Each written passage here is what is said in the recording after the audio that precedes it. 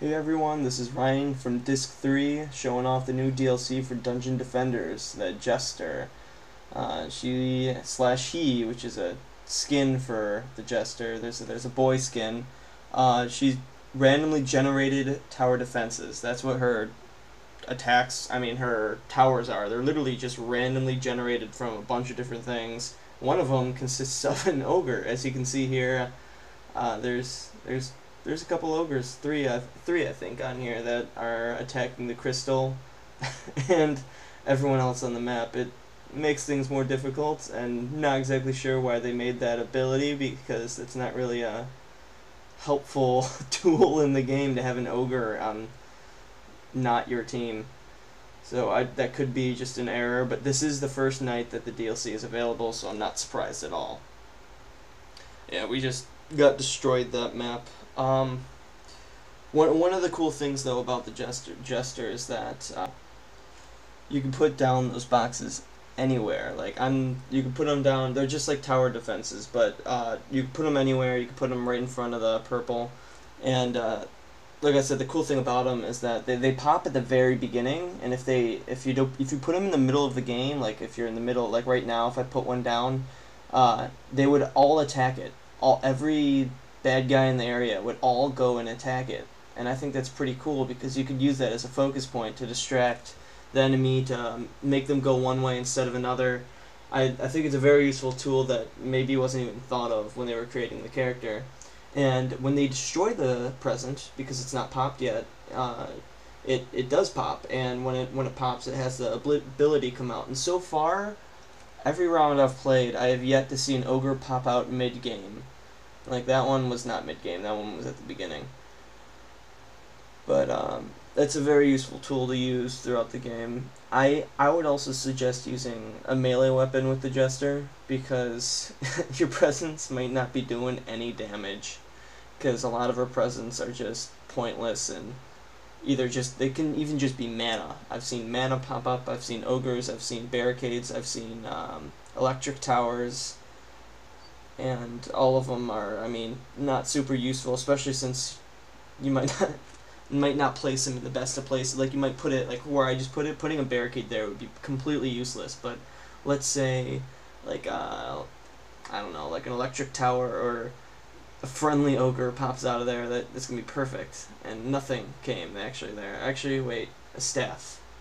A staff popped out from those 2 boxes I placed. Not very helpful. But like I was saying, I'd suggest using a melee weapon, because you can stack 2 weapons on her, but melee weapon, I'm killing guys in 2 hits. I know I'm playing on, I think, medium difficulty, but it doesn't change the fact that it's still very useful and does a lot more damage. Like, I would love to be, I'd love to be a mage and have to use melee weapons, because you would dominate with great towers and awesome damage yourself, be the best character. And like I said before, you can double stack weapons, which is nice. I'm not doing it right now, but I probably will soon.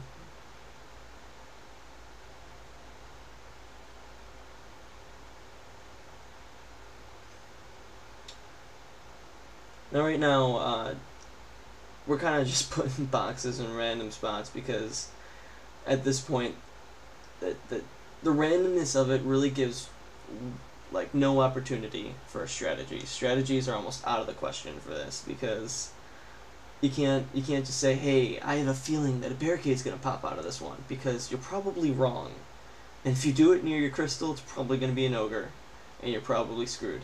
So be careful where you place them, because it could be very bad ending to a great game so far.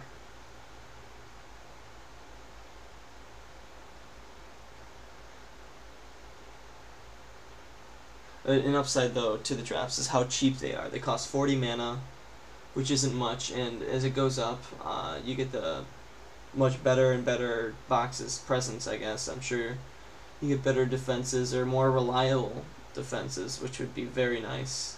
I haven't looked into it that much. I'll make part 2 video in which I go over what the bigger boxes do, but the Jester level's very slow, so I wouldn't expect it too soon.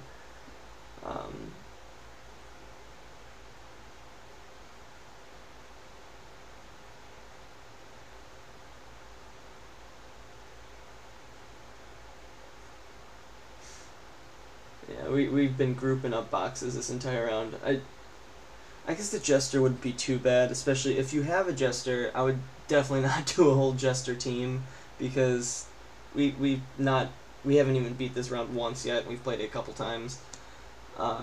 If you have at least just one person who can build reliable defenses, you'll be good pretty much the whole time, and you need to be able to hold off an ogre. But the ogre, a good thing about the ogre is that if you don't focus it and you guys stay out of its way, it will continue to try to attack the Eternal Crystal, but it will go away after you kill all other enemies.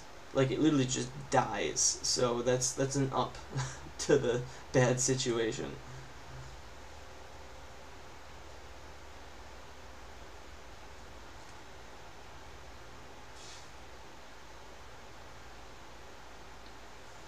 Right here, I'm doing the tactic I told you about, placing that present in the way of the enemies, and they all focus it down. They all kind of stop.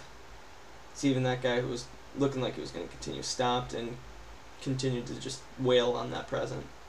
And then I just take out all the minis behind it and wait for that present to burst so that the ogres can get a face full of something. Hopefully. Oh, nothing. So proves my point on the randomness.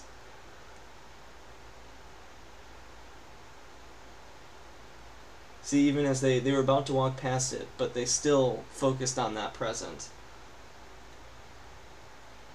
And the ogre is dead. There.